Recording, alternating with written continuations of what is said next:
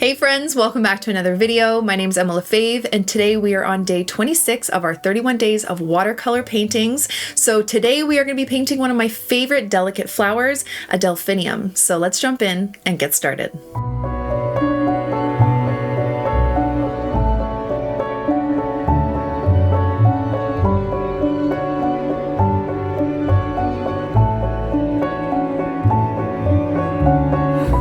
Okay friends, today we're going to be painting one of my favorite flowers to paint with watercolor, and that is a delphinium. Now with this flower, I want you to focus on, again, those light washes, your values, but also a color bleed. Now the reason why I love doing this flower with this is because delphiniums tend to be more stocky flowers that have a stem that run right through the center. And when you add that stem through the center while the flowers are still wet, you get these beautiful color bleeds, and it just adds such beautiful softness to the flower. So pick any color you like. Delphiniums come in pinks and purples and blues, lots of fun different colors. Maybe we'll try a few. And I'm just going to start with a light wash like we always do. And the flower, so it's kind of like a stocky flower, bigger flowers at the bottom and smaller flowers at the top. Now, when you're trying to achieve those color bleeds, your flowers obviously need to still be wet. So you want to work kind of fast. And a delphinium, the flowers, I don't actually know how many petals each little flower has, but the way I like to do them is I do these really loose, kind of scribbly flowers with a center, just like that. Okay, and I'll do a couple kind of going around. Obviously, they're all going to look really loose and different. They're all going to be kind of smooshed together. Okay, like this. And as we get to the top, we might see a little bit more of just like a side view of some of these flowers. So literal, just like petal shapes like this. And then smaller and smaller, and then like little buds at the top.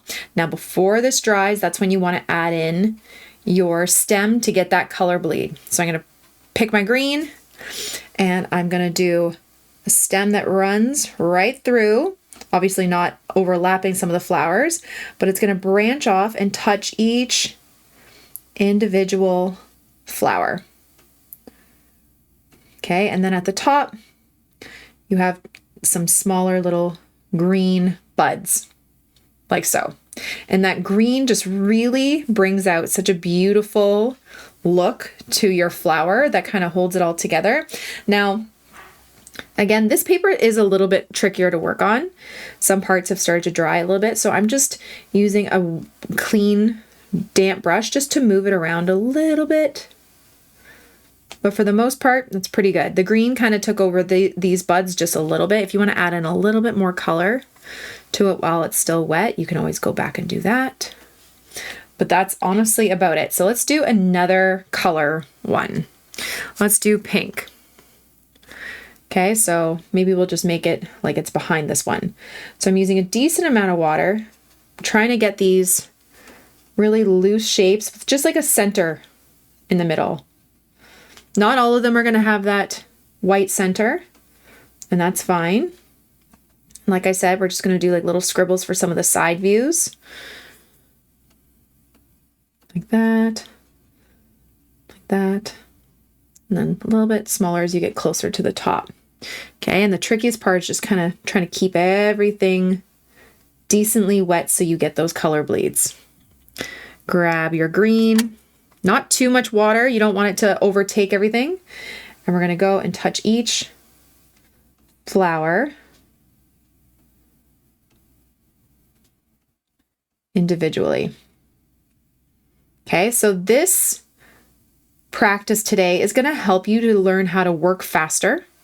Okay, when you're working with a lot of loose florals, you need to move kind of fast to get those color bleeds. And those shapes, and sometimes just moving quicker allows for more organic kind of loose watercolor shapes without so much effort. I find when we go slower, we tend to be a little bit too careful with our work, and then it just doesn't look as loose. Okay, let's do one more again. So you can just do like a whole page of these. Let's do some purple, maybe with a little bit of blue. Okay. And we're going to do it again. So doing these kind of scribbly flowers.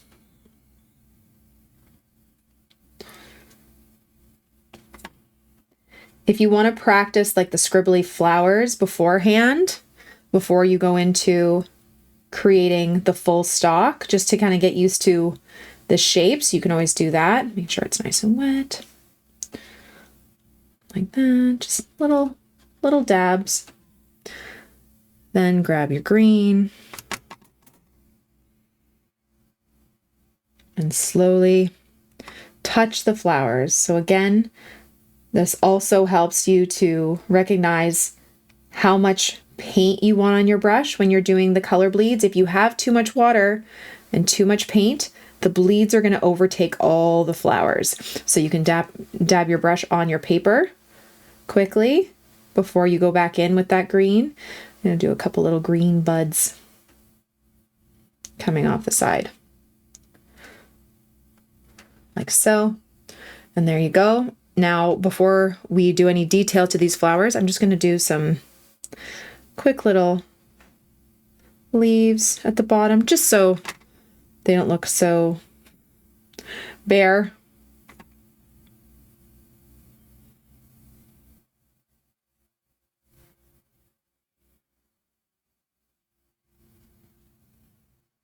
Okay. I don't know what that leaf is doing right now, but that's fine. Okay, and then once your flower is dry, you can work on your values again by kind of going back in around that circle with a little bit of darkness, or maybe at the base of some of the flowers. So I'm just grabbing a little bit of a darker blue, like that. Still keeping it nice and loose.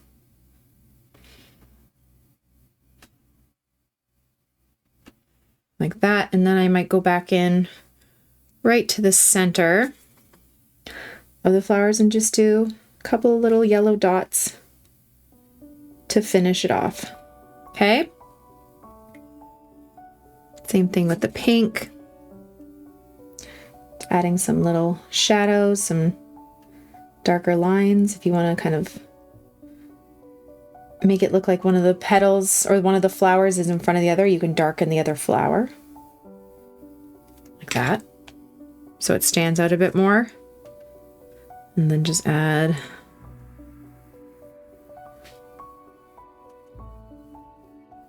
your darker bits. Now we don't want to cover the color bleeds necessarily. That's part of the charm, so I might just add a little bit of darker pink to some of the tips there. Grab our yellow like that. And honestly, that's about it. So this is a really fun flower to practice. Maybe if you have like an even larger sheet of watercolor paper, or you can just do a couple pages in your sketchbook, but really focus on those color bleeds. You're gonna notice the more water you use for a color bleed. Just a really quick example. If I'm doing like a little flower down here, I'm going to show you what happens if I have too much water when I go back in for my color bleed.